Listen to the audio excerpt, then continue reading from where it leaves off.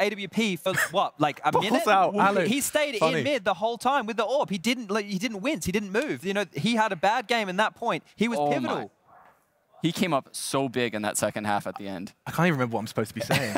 I tell you, thank you, man in my ears. That helps. Yes, let's go ahead and check out what that Mountain Dew amped Game Fuel power play was. The Mountain Dew Amp Game Fuel Power Plays.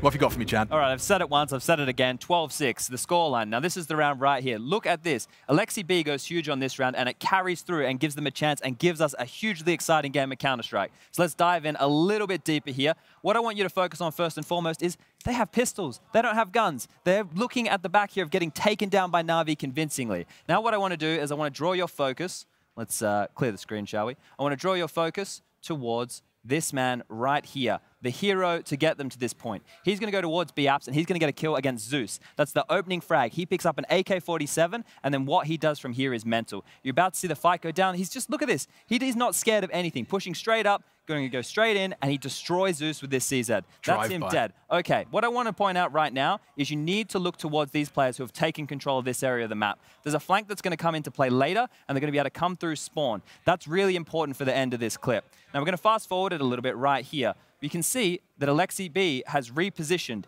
He's going to be watching window. Simple goes for a really bad peek here. So any second, you're going to see Simple jump across, and he's going to get taken down. Simple's dead. That allows Alexi B at this point to now rotate back over towards A. He's going to jump up on Tick and Booth and find yet another frag. So let's just go back and highlight this. The whole time, Aerial is in a position to flank. He is really integral to the end of this. There's another kill from Alexi just come up on the screen. Plays into the smoke. His teammate comes along to assist. He trades instantly. He has given them this round, basically. Now it's going to be a one-on-one between Edward and Aerial, and Edward has no idea where Aerial is coming from. Up the flank, makes the kill, wins the round, and then they go on a huge streak to get them back in this match. And that's why that's the power play of this game.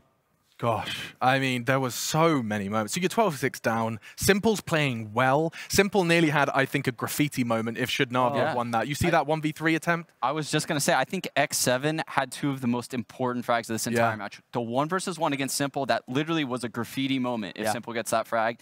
And the frag on Electronic at Tetris at 14-14 when it's a 2v2. He had, what, 9 seconds, and he gets 2 of the 3, and the other fight is there?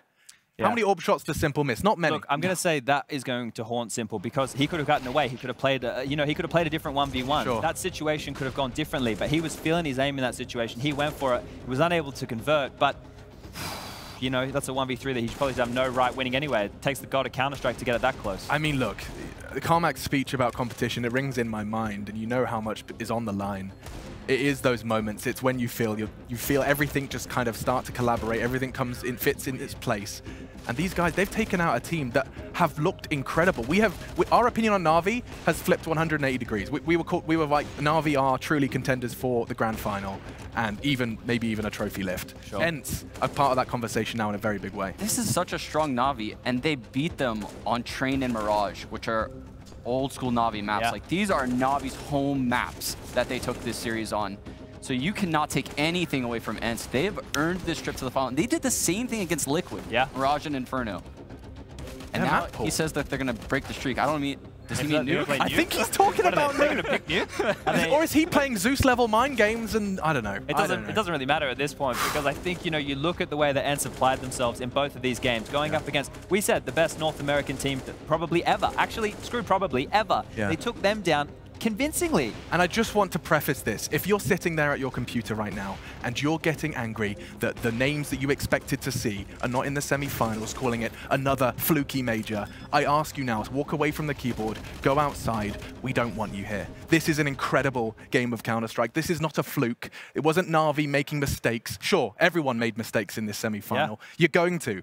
But that was good Counter-Strike. And if you didn't enjoy it, we don't need you here. The run of the minor system and the majors now, the way that, we have best of threes as gateways, all those little bits and pieces that go into this, the depth of the map pool having to be established time and time again, the fact you have 4 rookies on the stage here playing in front of thousands of fans. Sure, they have their back, but that's still a daunting experience. That's thousands of people you might let down. These guys have done this against all odds, and that's what makes this so impressive. It isn't just, a run from nowhere and they're coming on best of 1 streak and making top 8. They're doing it convincingly with a fantastic brand of Counter-Strike. 16-14 Train, 16-14 Mirage. deficits on both. It was 7 in a row on the CT side of Train to come across the line and victorious in the first map. And they do it again. What was it, 12-6 down on Mirage? That's against all odds. And they lost more rounds than they won in this best of 3. That summarizes everything. I don't know why I had to point at you, but yes. I'm kind of a bit discombobulated right now. We're excited. I am. Yeah, sorry. I've got like adrenaline. I didn't even play.